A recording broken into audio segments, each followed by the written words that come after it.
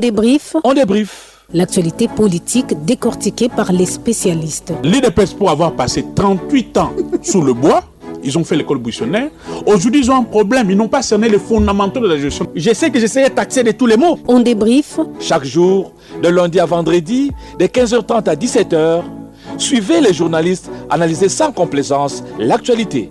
Écoutez, moi je suis de ceux qui pensent que l'Assemblée nationale doit finalement décider. Les élections, c'est question de confiance. Et comment peut-on politiser la CENI, qui est une institution éminemment politique? Voilà un peu une absurdité politique, mais que l'on veut faire gober à la naïveté de certains Congolais. Nous devons travailler, redevenir ces grands Congos. Et en contrepartie, comment est-ce qu'on discute avec nos partenaires? On débrief, un rendez-vous des professionnels de l'information. On débrief avec Christian Moses Massunga.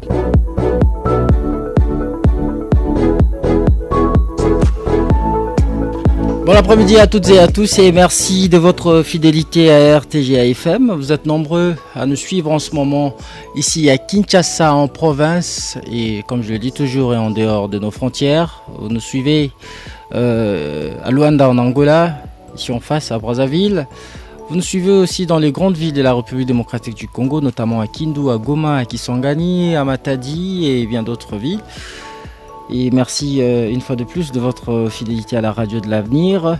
Cette émission est réalisée aujourd'hui et mise en onde par Berlin Tempo sous la coordination bien entendu de Simon Kabamba. Nous allons dans notre première thématique parler de la prolongation jusqu'au 8 septembre prochain du mandat de la force régionale de l'EAC déployée à l'est de la République démocratique du Congo, cette fois-ci bien entendu avec une mission offensive. Est-ce que Kinshasa sera encore dindon de la farce? C'est la question que l'on se pose dans cette première thématique. Nous allons aussi parler de la bataille politique entre pouvoir et opposition au niveau médiatique.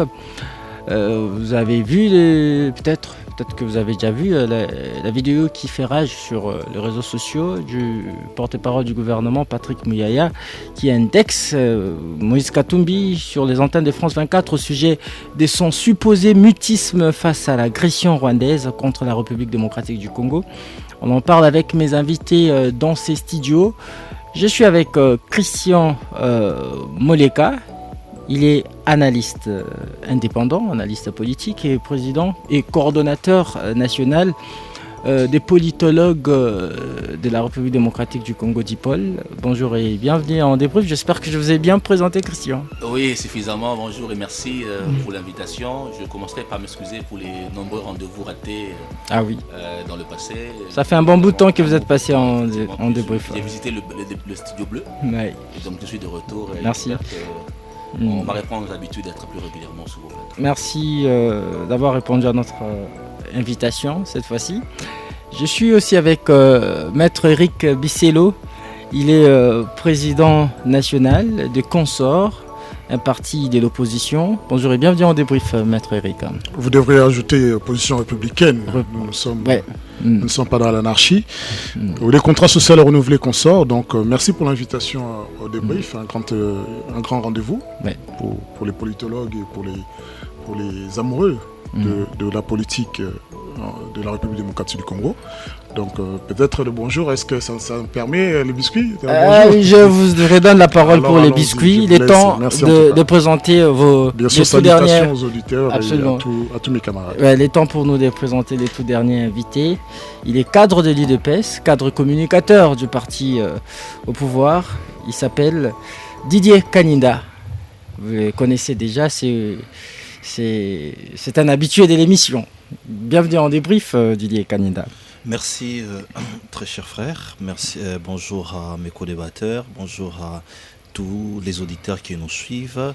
Je profite de l'occasion pour aussi souhaiter bon retour au chef de l'État, mais aussi bon retour à notre général, celui qu'on appelle général, c'est le secrétaire général Augustin Kabouya. Il est depuis 23 heures de retour au pays après une mission en Afrique du Sud. Et voilà. Je pense une mission du parti ?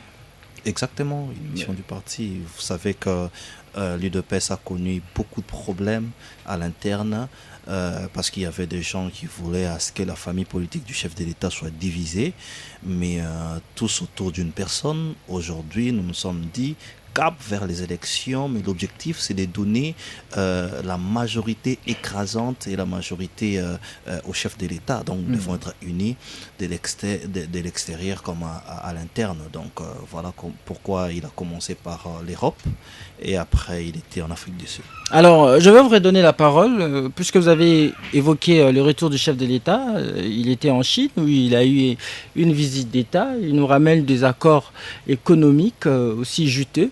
Et donc, j'aimerais que vous en parliez brièvement dans le biscuit. Merci. Et chers auditeurs, vous qui nous suivez, vous avez bien suivi aussi nos thématiques du jour. Vous pouvez déjà commencer à nous envoyer vos messages au 097 30 50 850. 097 30 50 850, c'est notre numéro des contacts. Jusqu'à 17h, on débriefe l'actualité. RTGA. Maître Eric Vicello, je commence avec vous, puisque vous étiez le premier à demander les biscuits. Rapidement, vous avez 2 minutes. Oui, mon biscuit porte particulièrement sur un fait assez exceptionnel qui se passe actuellement. On a un grand écrivain franco-congolais, Charles Onana, qui a écrit un grand livre il y a quelques années, C'est tueur Tutsi, qui démontrait l'implication des Paul Kagame, notamment le régime Tutsi, dans la crise qui secoue l'Afrique centrale et notamment sur le plan d'invasion de la République démocratique du Congo. Il vient de publier un nouveau livre qui parle Holocauste au Congo, donc consacré Holocauste au Congo, de cette génocide qui se passe dans notre pays, qui concerne notre population, à travers les archives et les recherches faites aux États-Unis, dans le Pentagone, à la Maison-Blanche, en France. Donc voilà, il vient de sortir un livre accablant et qui nous concerne tous. Avant d'arriver au Congo, il avait donné ce livre aux autorités, mais c'est incroyable quand même que ce soit les journalistes, les intellectuels de ce pays, et surtout le pouvoir, un silence coupable face à un événement aussi important qui devrait nous édifier, qui devrait nous apprendre davantage. Un livre que nous devrions nous approprier parce que c'est notre histoire qui a été écrite par d'autres d'ailleurs. Holocauste au Congo, l'omerta de la communauté internationale. Exactement. Donc c'est assez hallucinant. Quand on voit les députés nationaux qui sont en train de passer leur temps à nous distraire, alors qu'on devrait l'inviter, cette personne, Charles Onana, qui est mondialement connu, sa réputation et sa faille. Et il dit clairement qu'il y a une lobby pro-rwandais qui essaie de l'empêcher en fait de faire son travail, de publier ses livres, de le faire accéder au grand public. Et nous comprenons que ce lobby s'est installé au Congo et à Kinshasa. Qu'est-ce que nous-mêmes qui nous concerne, qui concerne les morts congolais? Mais silence coupable des députés nationaux, des journalistes. Mais il n'y a que toi pour Congo qui en parle. Il a fait aussi une sortie médiatique à l'Est. Mais c'est quand même effroyable. Et moi, je ne comprends pas dans ce pays que nous puissions en arriver là. Quand il s'agit de l'intelligence qui ne nous approuve pas, qui nous enrichit, qui nous apprend énormément sur notre passé, mais un silence de toutes les autorités et même au sommet du pouvoir. Et là, c'était mon biscuit, un coup de gueule. Et bien sûr, mes condoléances à tous les Ndjilois et Ban à quartier 7, particulièrement où nous avons perdu Noko Defa à Tombé. Et nous souhaitons des condoléances non seulement à Magabi et toute la famille, mais également quartier 7 et Ndjili et à tous les proches de ce grand-oncle et grand personnage de quartier 7. Merci Maître Eric Vicello, merci pour votre biscuit qui d'ailleurs a un lien de connexité avec notre première thématique. Je vous donne aussi la parole, Christian Moleka. Si je pourrais avoir un biscuit, ce serait juste une sorte d'interpellation aux autorités publiques. Ça fait nous sommes à presque un mois que les nominations au niveau de la police nationale ont été gelées. Or, nous sommes dans un pays où le besoin d'efficacité des services publics sont au premier point. Donc, les autorités ont intérêt à clarifier cette histoire de nomination gelée, parce que quand vous avez des autorités militaires ou même policières qui sont préoccupés davantage sur leur propre avenir que sur le travail, vous n'aurez pas de l'efficacité. À un moment donné, il faut que nous sortions de cet état d'incertitude qui ne favorise pas le déploiement efficace des services de sécurité, alors que nous parlons des menaces à la porte de Kinshasa. Je crois que c'était davantage une interpellation vers les décideurs, l'autorité et les chefs d'État en premier, parce que cette situation ne peut pas perdurer, notamment au sein de la police nationale. Et selon certaines rumeurs qui bruissent, il semblerait qu'il y a eu des magouilles dans ces nominations au sein de la police nationale congolaise. Une commission a été mise en place pour identifier les problèmes qui tourneraient autour de l'ordonnance publiée. Cette commission prend du temps et malheureusement, à ce jour, il se développe une sorte de statu quo. Le pays a besoin d'avoir le plein moyen de ces services de sécurité en cette période préélectorale, surtout que nous parlons tous de tensions à la porte de Kinshasa. On ne peut pas, en cette période aussi sensible, avoir des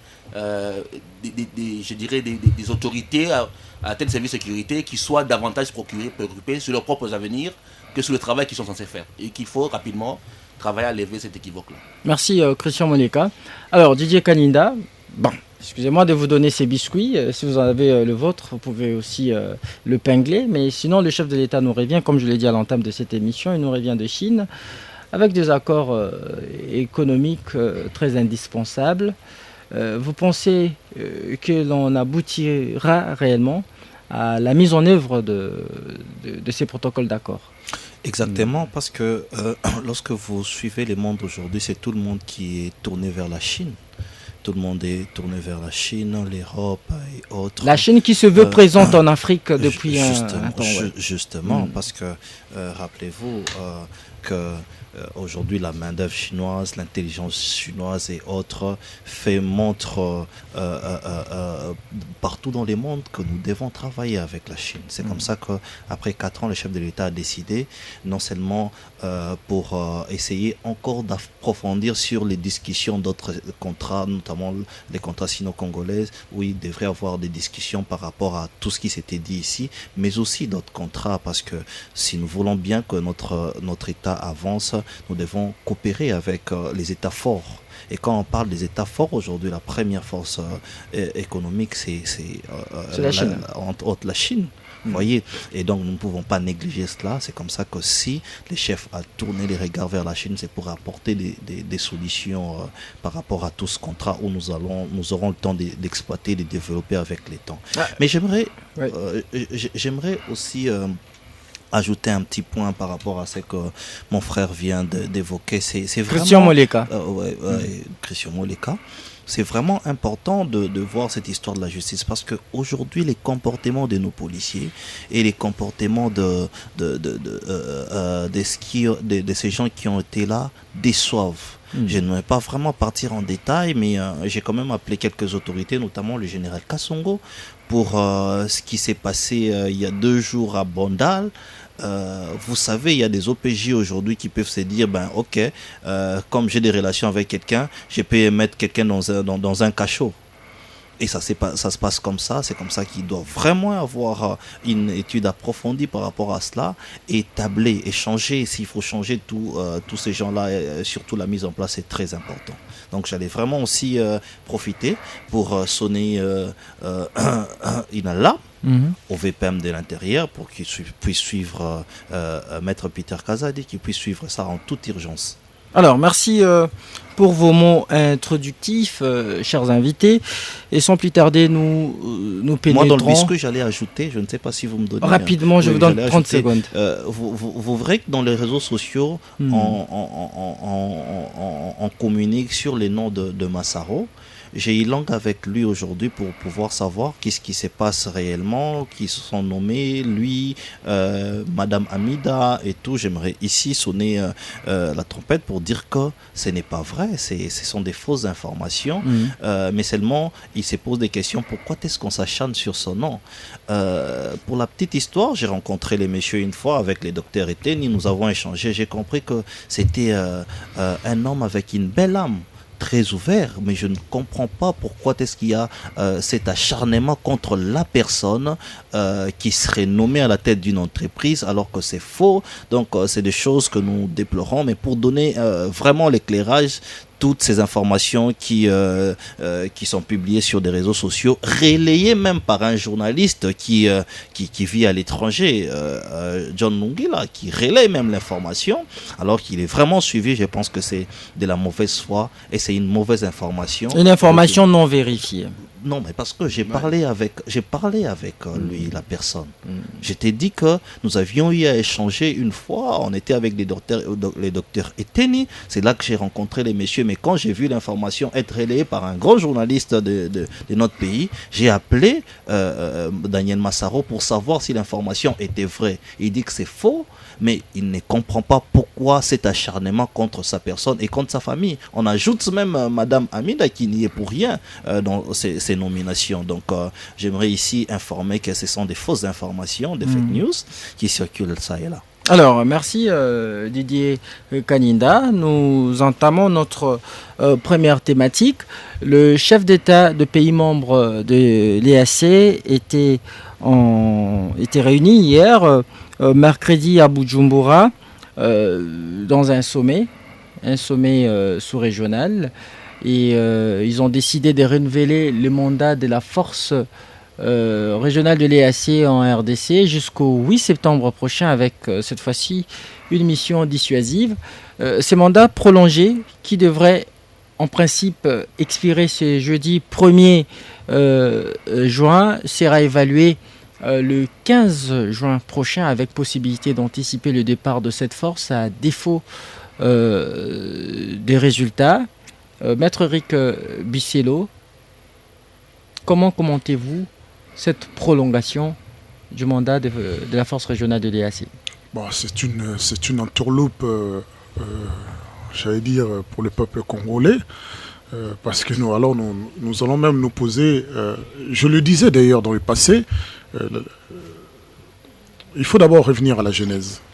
Le fait de rapprocher Kinshasa de la communauté de l'Est était une erreur de stratégie.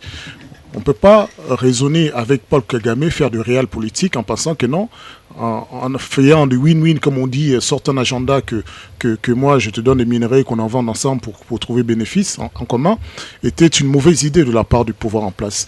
Donc du coup, qu'est-ce qui se passe?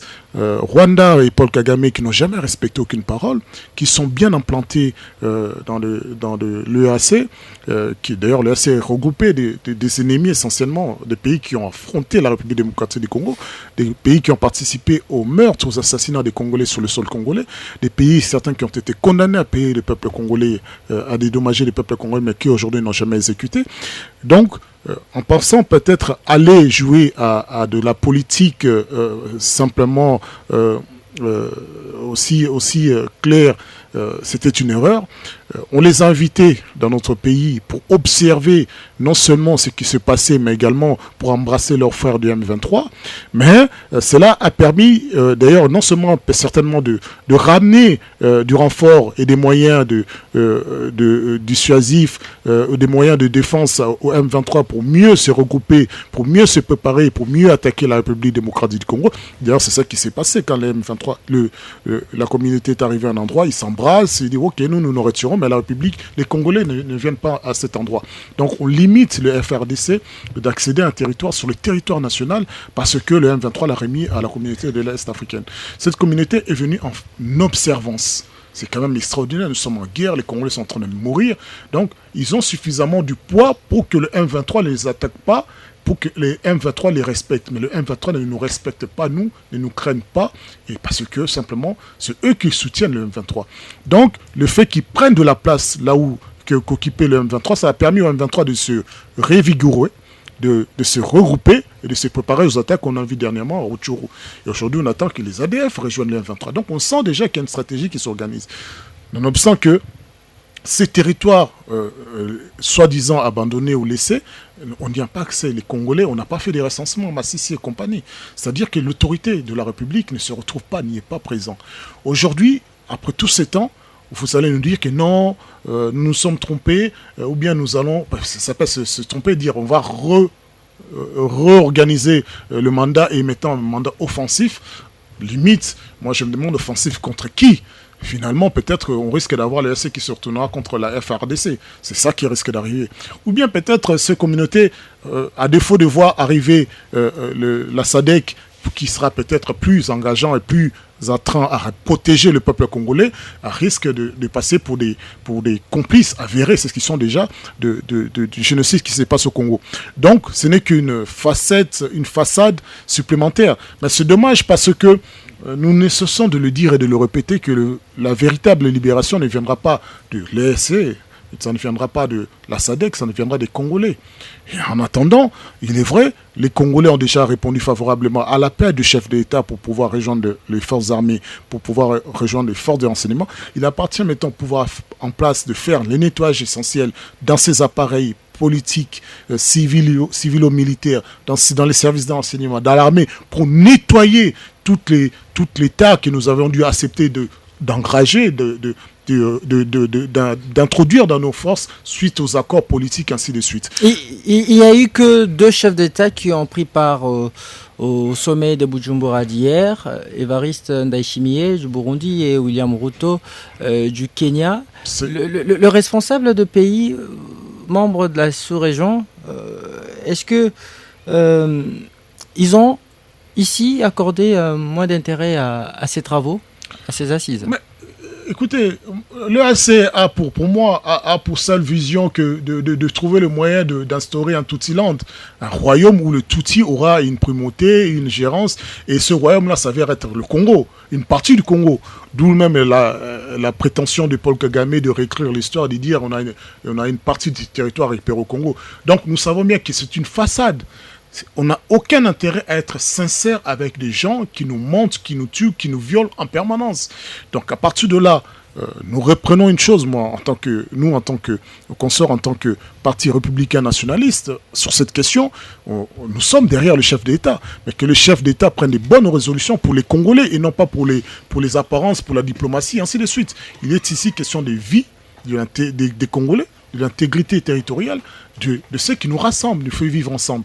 Donc on ne pourra pas supporter longtemps, surtout qu'on regarde les échéances électorales approcher, que ces jeux d'échecs où on bouge les pièces, mais que les Congolais continuent à mourir. Donc l'EAC a un mépris profond pour le Congo et les Congolais. Nous avons vu à travers les différentes déclarations des chefs d'État, nous avons vu avec notamment, bien qu'il y ait une maladresse, de dire que les jours où nous, les Congolais, nous aurons une vraie police et une vraie armée, eux, ils vont partir. Donc on sent ce mépris-là déjà, même si ça manque un peu de diplomatie et d'élégance, mais c'est à nous de nous forger notre carapace nationale et de défendre le territoire national. Il faudrait que ça s'arrête, ces genres de pratiques, de ramener davantage de armes sur le territoire national dont on n'en a ni trace après le départ de ces groupes armés.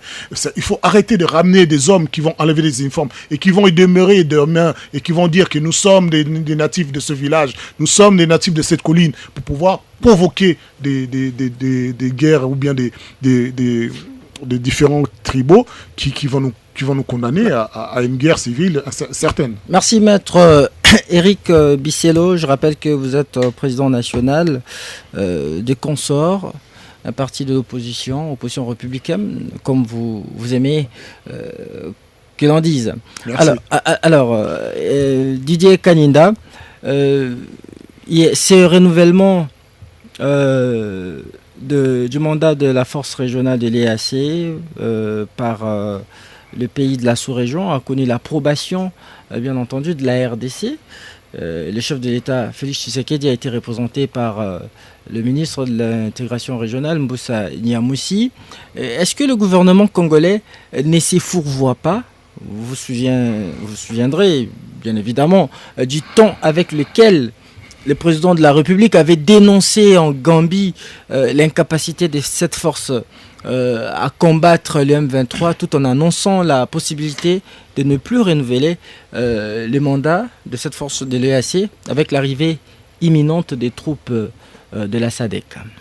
Non, mais je pense qu'il est essentiel de définir les formes des missions et de montrer l'évolution par rapport à notre État et par rapport au renouvellement de la force de l'EAC. Il est vraiment essentiel parce que lorsque maintenant on renouvelle la mission de la force régionale tout en lui donnant l'option offensive, je pense que nous avions évolué parce que même mon frère de l'opposition, bien sûr, bien qu'il ne nous a pas défini lesquelles opposition républicaine, oui, mais on comprend quand même.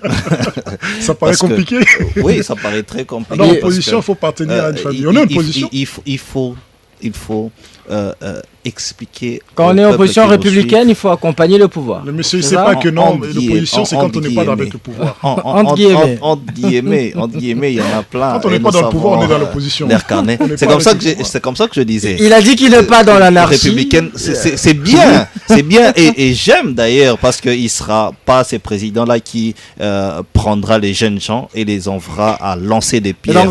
L'anarchie pour lui rime avec la violence. Peut-être. Justement, mais c'est ça, parce que nous avions vu des opposants qui demandent, nous avions vu des opposants, notamment Martin Fayolo, qui demandent aux jeunes gens de lancer des pierres aux policiers. Ces gens-là qui sont censés nous sécuriser. Vous voyez, mais j'aimerais dire, lorsqu'il a parlé de l'organisation de l'armée, c'est ce qui est essentiel pour notre pays. Et c'est ce qui est fait. Regardez bien les budgets acquittés des 400 millions ou des 100 millions à 1,6 milliard aujourd'hui.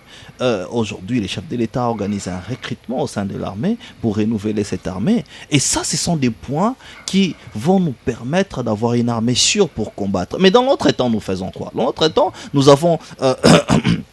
Nous avons une coopération avec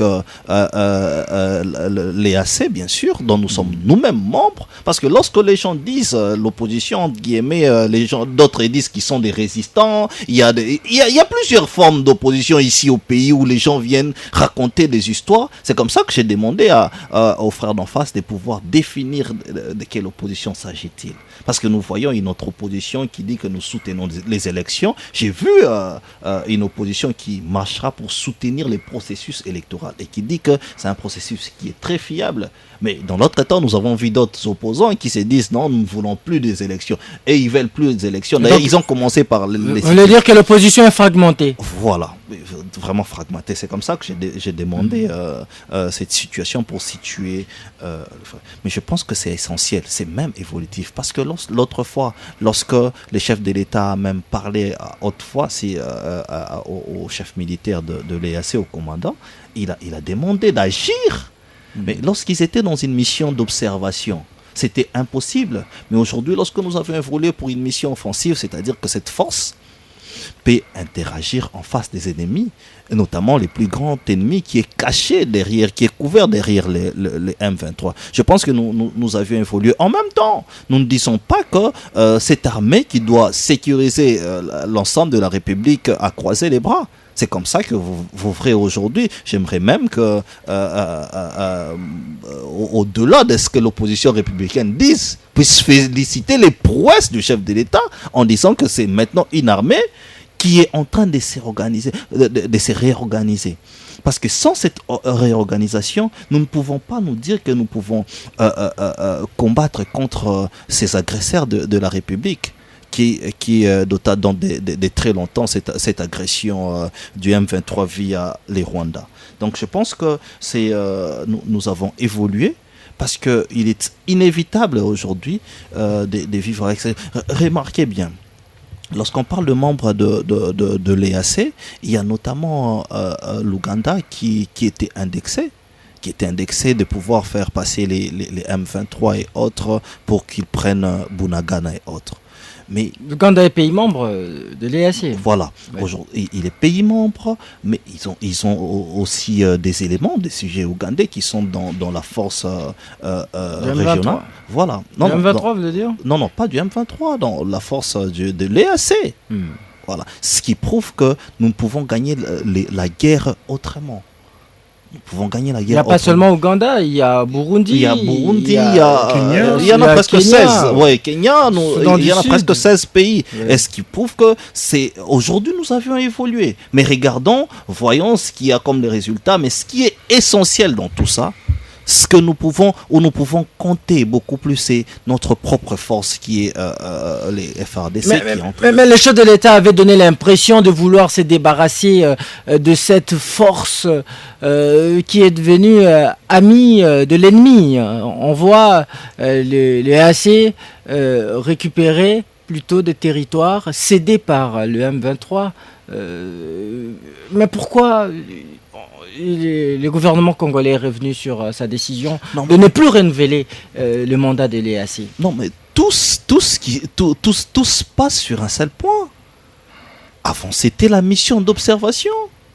Et nous avions compris la malignité des autres lorsqu'ils ont dit en face de l'ennemi que nous sommes là pour observer. Mais aujourd'hui, alors que la mission change en offensive, et c'est là qu'il y a la différence. C'est là la grande différence.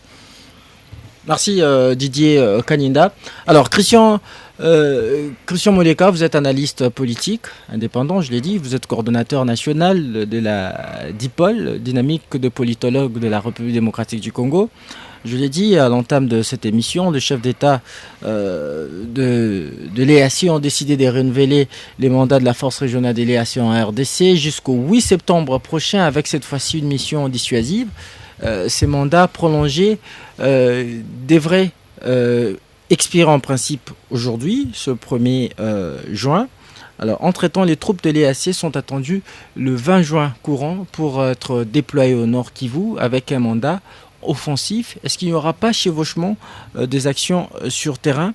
On risque, n'est-ce pas, d'avoir deux forces s'affronter sur le territoire congolais, comme ce fut le cas en 2000 à Kisangani avec les Ougandais et les Rwandais.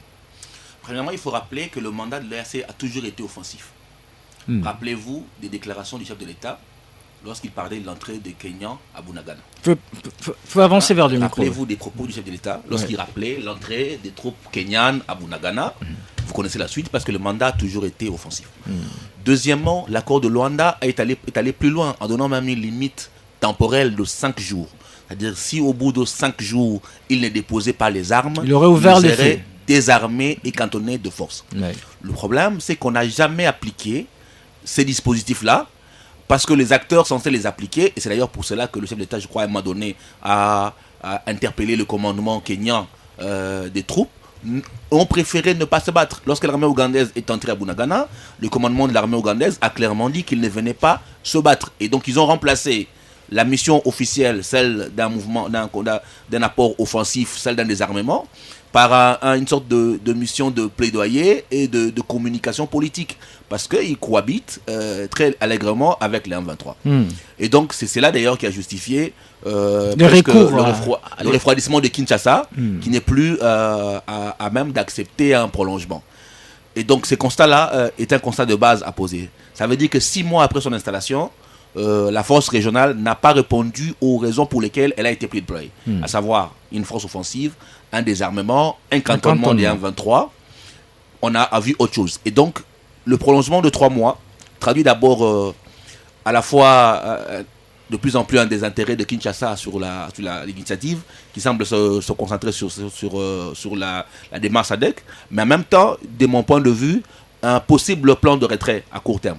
Et donc, puisqu'il faut penser à partir, il est nécessaire de commencer à déployer un plan de retrait. Et donc, 3 mois, peut-être un moment de vouloir sauver la face à travers les efforts de cantonnement qu'on tente de faire et commencer à préparer un plan de retrait.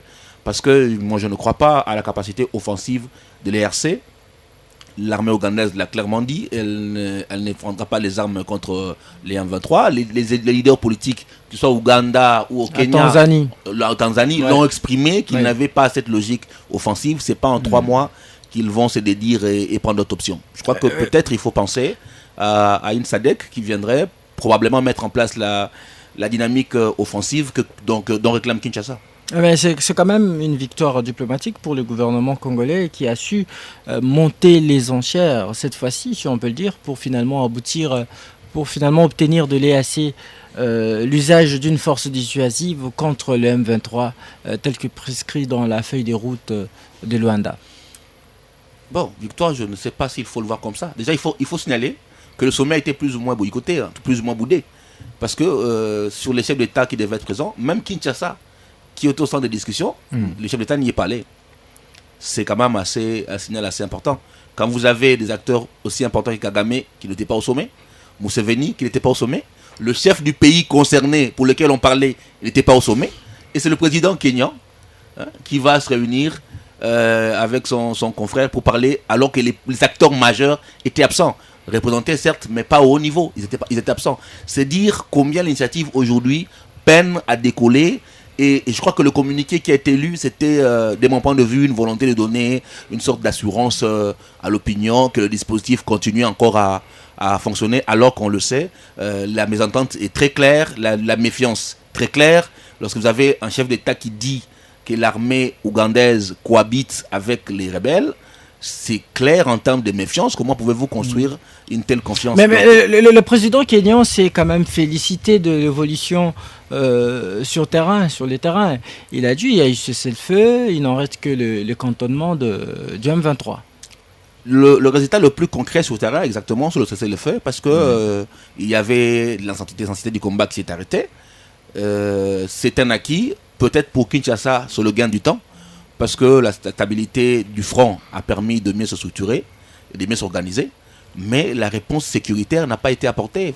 Nous avons autant de déplacés comme Congolais. La République n'a pas pu enrôler dans ces territoires-là. Donc vous avez des zones où les M23 ont interdit à la nation, à l'État d'y aller. Et donc on a vu l'émergence de zones tampons. On ne peut pas se dire que ce soit des grands résultats. C'est l'effet, oui, mais très fragile.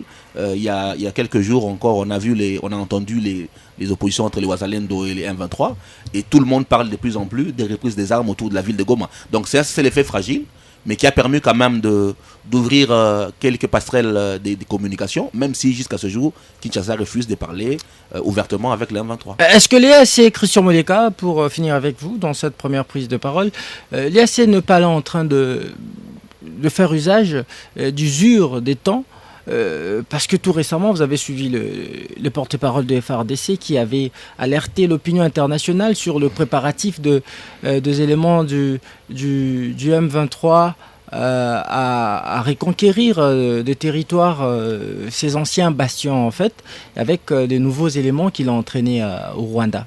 Ce qui est intéressant, c'est que l'EAC parle aujourd'hui, alors que la SADC vient d'accepter les déploiements des troupes, on parle aujourd'hui de cantonnement.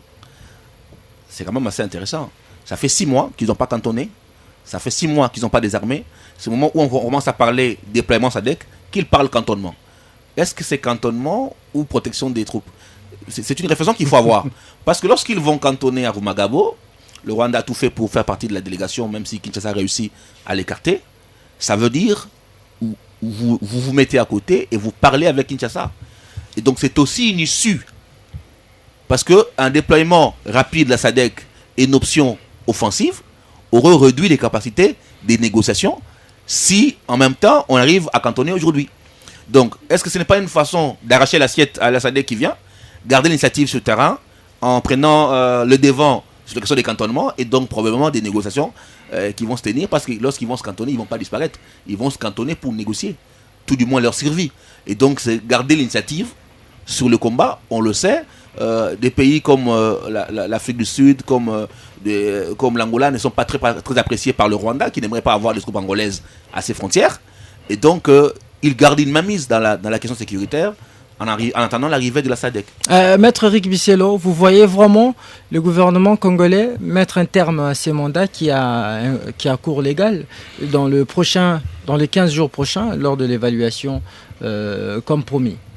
Vous savez, c'est le tâtonnement à mon avis, c'est le tâtonnement total. Moleka vient de dire d'ailleurs que le Rwanda a voulu faire partie de ces forces et qu'il a été dissuadé. Oui. Mais on rappellerait que les services de renseignement congolais ont repéré des Rwandais avec des tenues de ces pays-là. Donc on sent une manigance, une connivence de ces acteurs sur le terrain.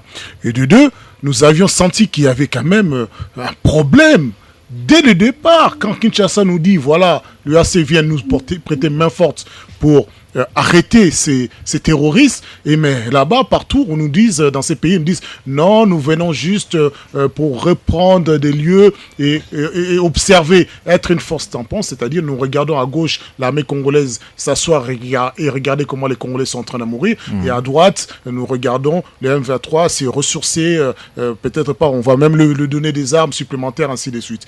Vous savez, moi, je pense qu'il faut à un moment reconnaître de ses erreurs, et la preuve en est que cette dernière réunion, c'est un fiasco total. Nous n'avions jamais eu aucune raison d'ailleurs d'aller adhérer à l'EAC. Nous n'avions eu aucune raison de faire confiance à ces personnes ou bien à ces partenaires. Paul Kagame n'est pas quelqu'un qui respecte un quelconque accord, si ce n'est pour le compte et le solde des étrangers, notamment des groupes multinationales, et aux dépens des intérêts des Congolais. Ça, c'est depuis toujours.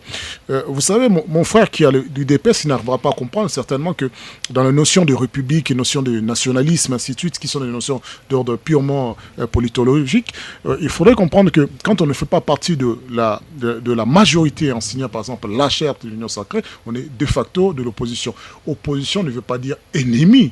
Nous sommes tous des Congolais, nous œuvrons tous dans l'objectif d'un Congo meilleur demain, sauf que les moyens d'y parvenir n'y sont pas.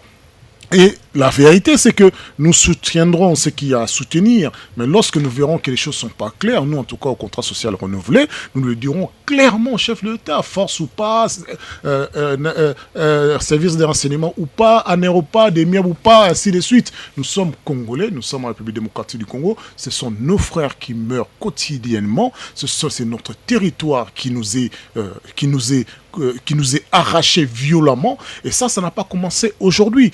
Et c'est un peu étonnant que aujourd'hui au pouvoir, on semble découvrir la chose. Alors que, par exemple, j'ai commencé par vous parler du livre de Charles Onana. On aurait eu conscience. C'est-à-dire, ce qui est écrit date de plus de 30 ans. C'est-à-dire que les véritables politiciens de ces pays ont mangé l'argent rwandais pour pouvoir brader notre territoire national. Et ces politiciens sont toujours ici dans les assemblées, dans les parlements. Ils sont toujours aux affaires. Ce sont ces gens dont Mbosso disait « Mes frères, sortez des armées, sortez. » Mais véritablement, beaucoup ne sont pas sortis. Beaucoup ne sont pas les frères des Congolais. Ils ont pour seul frère que le dollar et les intérêts des Occidentaux.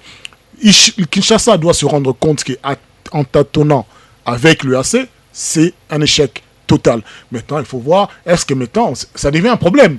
Est-ce que l'UAC va se retirer totalement et complètement? Est-ce que l'UAC va se retirer avec les armes qu'il a ramenées proprement et bien luisant? Est-ce que ces armes-là ne vont pas rester entre les mains de M23? Est-ce que l'EAC n'a pas ramené les moyens pour convaincre justement les ADF de se rallier au M23 pour mieux se préparer et faire tomber le gouvernement? Ce sont des réalités, ce sont des questions qui concernent tous les Congolais.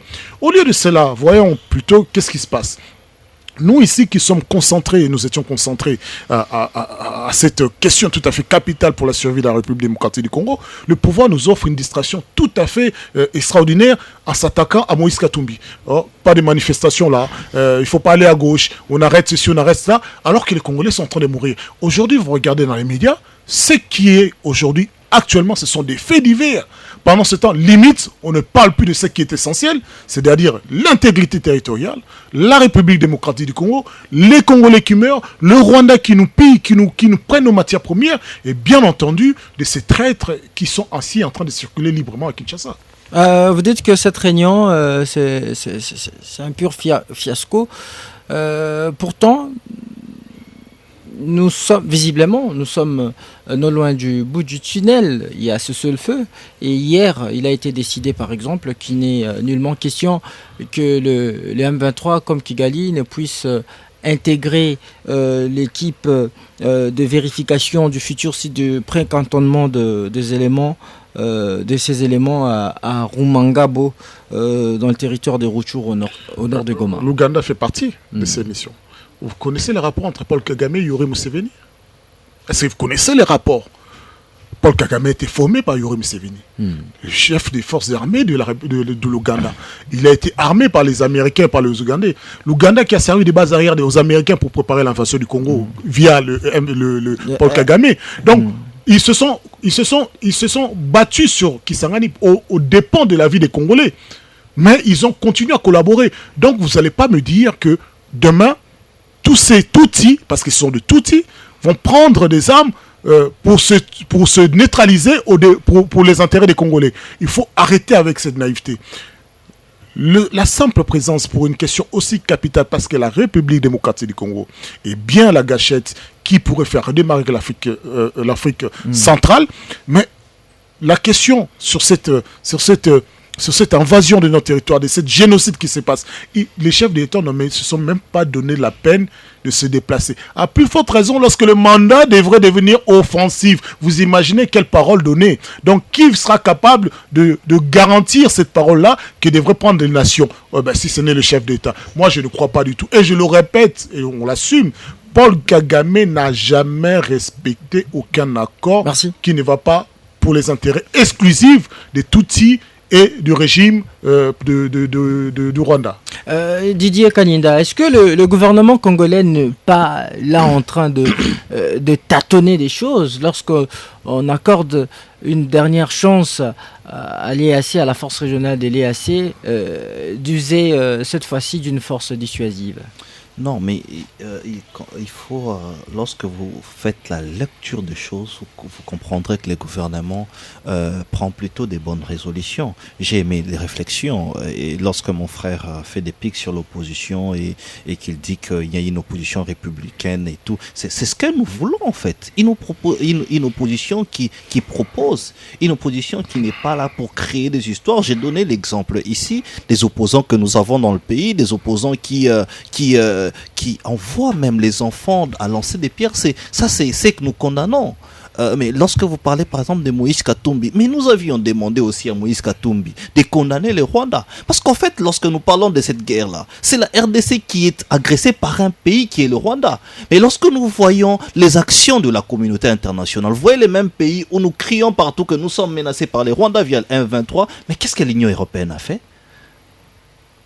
Elle a encouragé le Rwanda, donnant même de fonds au Rwanda. C'est ça des bonnes questions. Et lorsque Charles Onana parle de tout ça, c'est pour vous montrer que cette guerre, en fait, c'est une imposition qui doit se régler par non seulement les négociations, mais des bonnes décisions. Lorsque vous vous dites que vous avez, par exemple, évoqué ici que même dans la force de l'EAC, il y a eu des sujets rwandais, bien qu'en demandant au Rwanda de ne pas... Donc c'est de l'intelligence qu'il faudrait réfléchir. Et lorsque vous dites que ces forces-là, c'est fini, est-ce que vous aviez pensé aux conséquences? C'est là le problème. C'est comme ça que lorsque je vous demande de définir votre opposition, nous voulons une opposition républicaine, une opposition qui, au-delà de critiques, au-delà de piques, une opposition qui apporte des bonnes propositions. Parce qu'en fait, cette guerre, lorsque les frères Moleka dit, par exemple, que c'est une guerre qui date de plus de 30 ans. Mais c'est vrai. Nous sommes agressés et ces gens-là qui nous agressent, la raison c'est quoi? C'est pour piller nos richesses. Et lorsque vous pensez que c'est, par exemple, que c'est la solution ne viendra pas du dialogue ou par exemple de l'EAC, c'est une fausse pensée.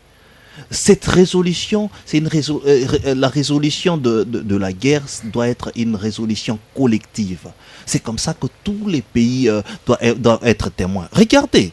Nous subissons l'injustice par rapport au sommet de Luanda, par exemple, où rien n'a été respecté. Le chef de l'État a été poignardé au dos. Lorsque le chef de l'État, Félix Antoine Tshisekedi, commence son pouvoir, il dit que nous avons tendu la main au Rwanda, non pour être des amis au Rwandais, non simplement parce que nous avons compris que non seulement qu'ils ont des idées derrière leur tête, mais ce sont des voisins qui sont des voisins éternels.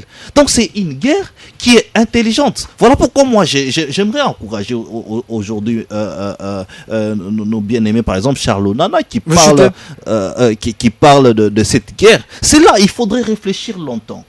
Il faudrait réfléchir longuement. Parce que lorsque vous êtes sur terrain, vous essayez de réfléchir sur cette guerre. C'est quoi la demande ou la grande inquiétude de ces rebelles-là? Ils veulent l'intégration, ils veulent les dialogues, ils veulent être intégrés, avoir l'information et être là. Pourquoi? Merci. Pour déstabiliser l'armée et continuer les pillages qui est fait, ces massacres, ces pillages qui est même la grossesse ou l'origine de ces massacres qui datent de très longtemps. C'est comme ça que s'il faut prendre des résolutions, c'est des résolutions intelligentes. Merci. Et donc nous encourageons les gouvernements qui pensent qu'aujourd'hui, nous devons encourager cette force régionale et observer, bien sûr. Merci Didier Mbouyi. Alors Christian Moleka. Didier Kaninda. Didier Kaninda, excusez-moi. Merci. Et Christian Moleka, les 3 mois, c'est suffisant? Pensez-vous que c'est suffisant? C'est beaucoup? C'est un peu moins que ça ou bien? Suffisant pour faire quoi? Moi je pense qu'il faut qu'à un moment donné nous ayons le courage d'aller jusqu'au bout des idées. L'initiative l'EAC n'était pas une bonne approche. Elle n'était pas une bonne approche, pourquoi?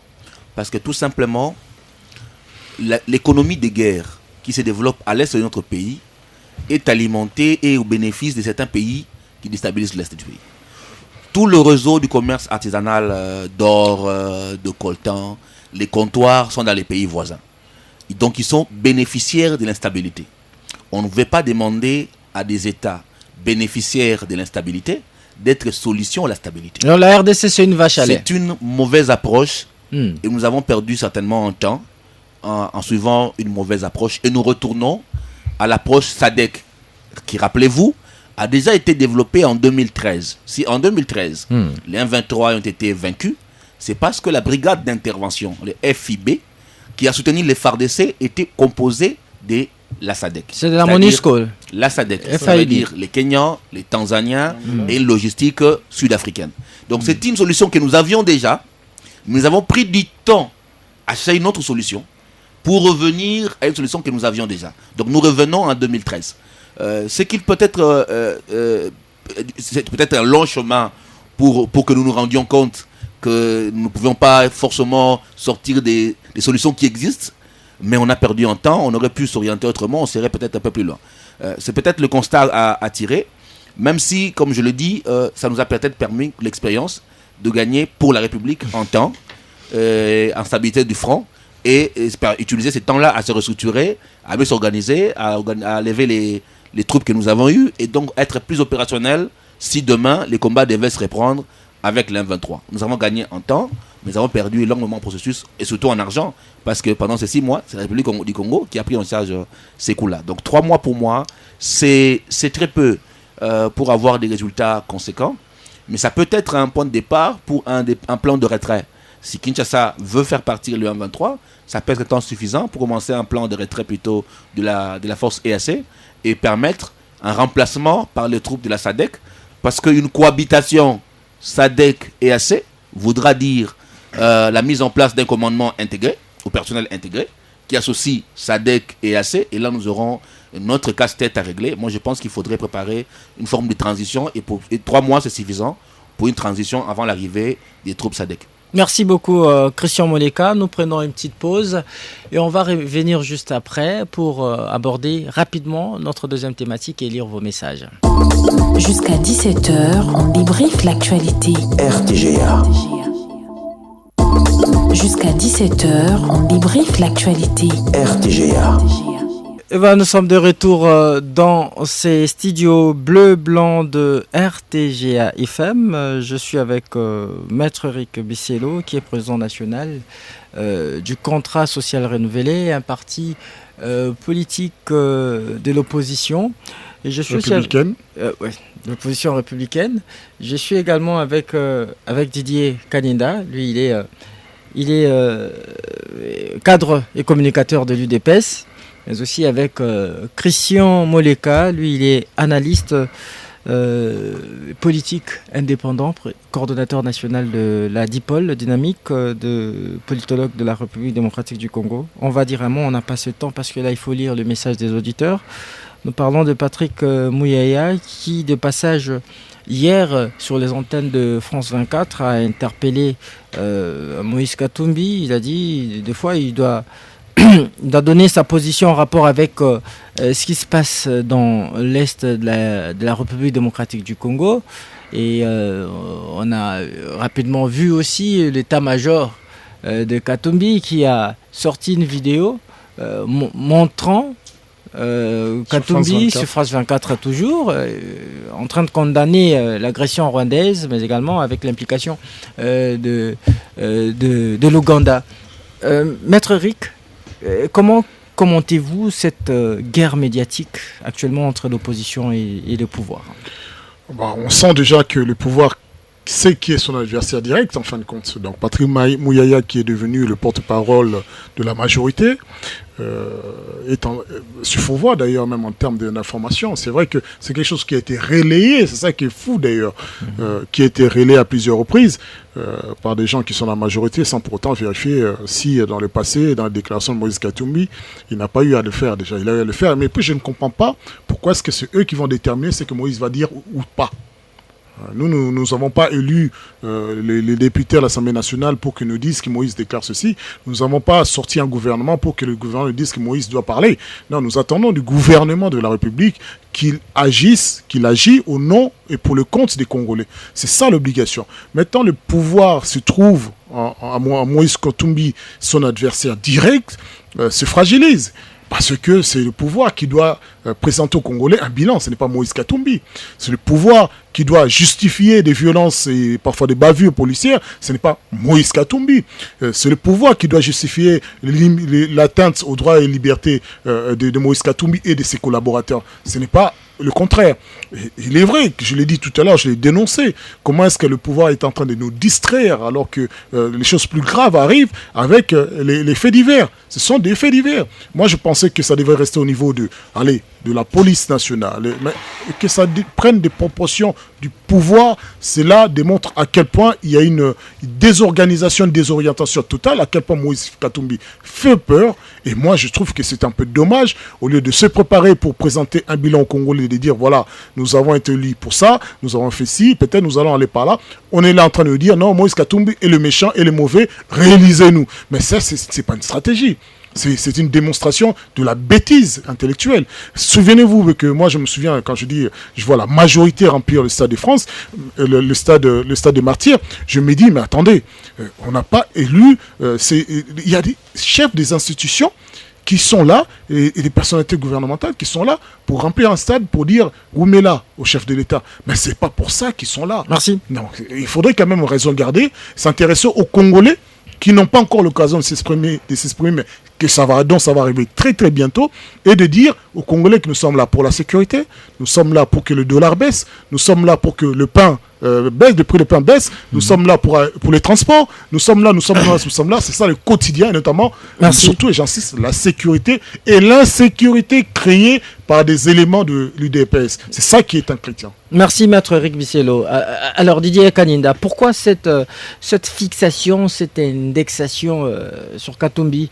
Est-ce que la dénonciation des Katumbi sur l'agression du Rwanda va réellement impacter sur cette dernière? C'est étonnant, c'est étonnant de voir nos frères de l'opposition continuer à rêver pour penser, ou comment peut-il dire aujourd'hui encore que Moïse fait peur, ou il dit encore que les gens de l'UDPS créent l'insécurité, où il dit que nous devons nous occuper sur les questions de la République. C'est étonnant. On reproche à l'UDPS d'avoir créé une milice. La force du progrès. Non, la force du progrès. Une force paramilitaire. Écoutez, la force du progrès est un mouvement qui date de très longtemps à l'UDPS. Et c'est un mouvement des intellos, je peux vous rassurer. Vous recevez notre ami ici, Emmanuel Chibambe. Vous avez BSU aussi, c'est quoi? Brigade spéciale de l'UDPS. Attendez, des mouvements associatifs de l'UDPS, il y en a tellement plein. Vous savez, à une certaine époque, à l'UDPS, les Sphinx délimité, Etienne Tshisekedi nous avait permis de créer des mouvements associatifs pour aider les partis à évoluer. Il n'y a pas que ça. Il y a ces mouvements parlementaires debout. Il y en a plein. C'est ce qui fait notre force. Et s'il y a des infiltrés, les VPM en a parlé, s'il y a des infiltrés qui viennent sous la casquette de la force du progrès, qui du reste ne sont pas identifiables, ne collez pas ça à l'UDPS.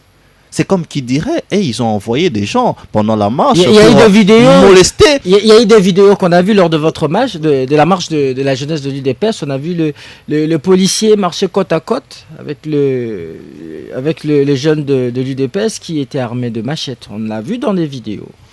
Vous avez vu que le jeune en question était armé de l'UDPS sur les vidéos. Sur quelle marche? Parce que la vidéo qui La marche du 20 mai dernier. Pas du tout. Pas du tout. Les images avec des machettes qui circulent, je rappelle que c'était un mouvement quand on a fait appel aux Rwandais, qu'il y avait ici à Kinshasa. Justement. Oui. Non, pas pendant la marche du 20. Si. Moi j'étais là pendant la marche du 20, c'était la jeunesse de l'UDPS. Pourquoi nous marcherons avec des machettes alors qu'il n'y avait ni casse, ni affrontement, ni... Pourquoi? Rapidement, si vous aviez vu les éléments de la police, parce que la police est censée encadrer les marches, s'il vous plaît.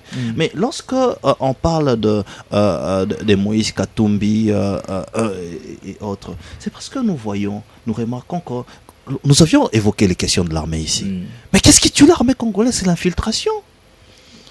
Lorsqu'on parle du mythisme et autres... C'est qui l'infiltré?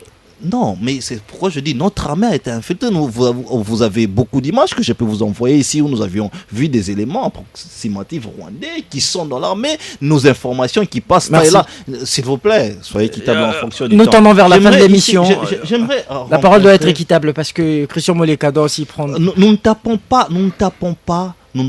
pas sur l'opposition. J'ai dit ici au début de l'émission que nous voulons d'une opposition républicaine qui critique mais qui apporte des propositions. Nous avions vu l'opposition, la dite Moïse Katumbi, ils sont venus ici incapables de mobiliser dans une si grande ville de Kinshasa. Vous êtes incapables de mobiliser 500 personnes ou 200 personnes. Vous pensez que vous pouvez faire peur au pouvoir? Merci Didier Kaninda.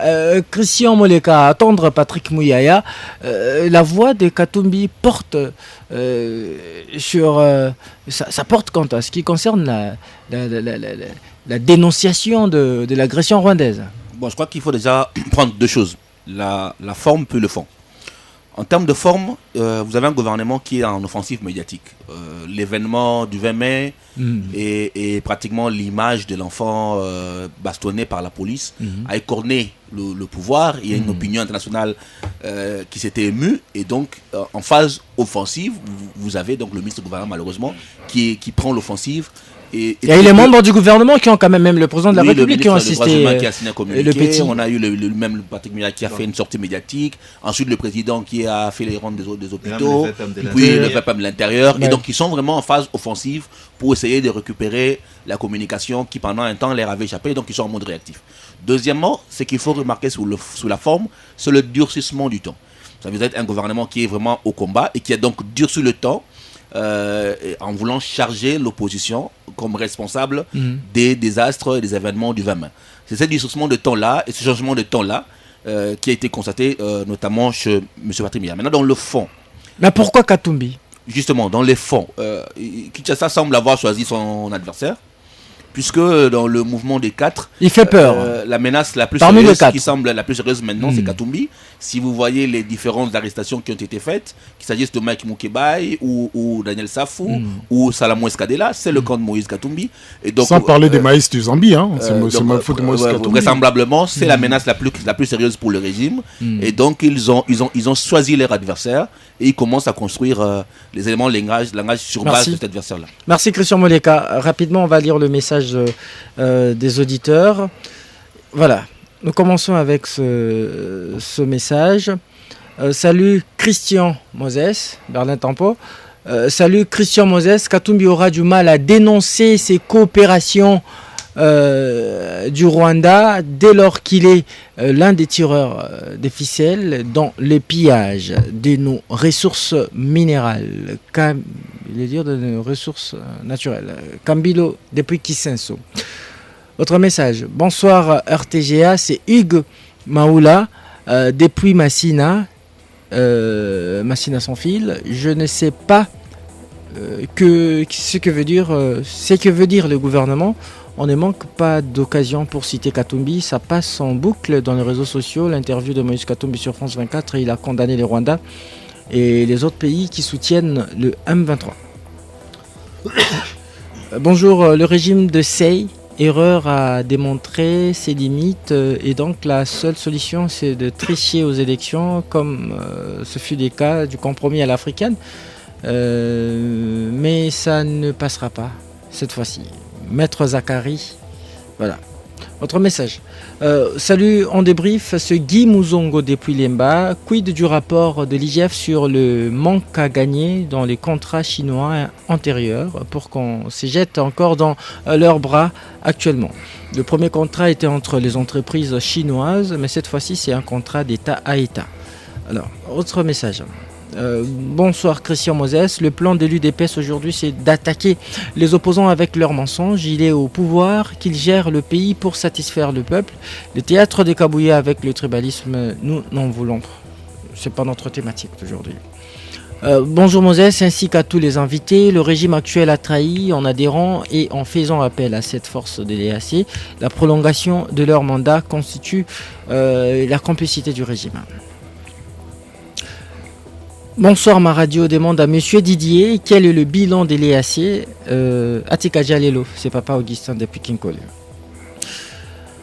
Bonjour, notre radio. Savez-vous qu'on n'avait plus une armée homogène? Il fallait du temps pour la réforme des nôtres, je veux dire de notre soldats peut-être. Notre manœuvre paraît un bon jeu pour la bonne forme de nouveaux recrues, de nouvelles recrues voulait-il dire. En ce moment, notre armée s'est réarmée par la politique avancée du gouvernement. Papa Célestin à Mangafoula, on va lire les deux derniers messages.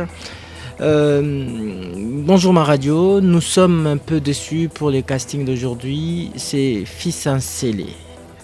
C'est quoi votre déception? Bonjour, en débrief, c'est Moïse Angaliema. Le président Moïse Katumbi n'a jamais condamné l'agression rwandaise et c'est triste. Bonjour, RTGA, une question à messieurs de l'UDPS sur les plateaux. Pendant 17 ans en opposition, ils faisaient quelle opposition? Est-ce qu'ils ont même... Ils ont même proposé une fois au régime passé, si pas insulté et injurié, le sujet des anciens pouvoirs.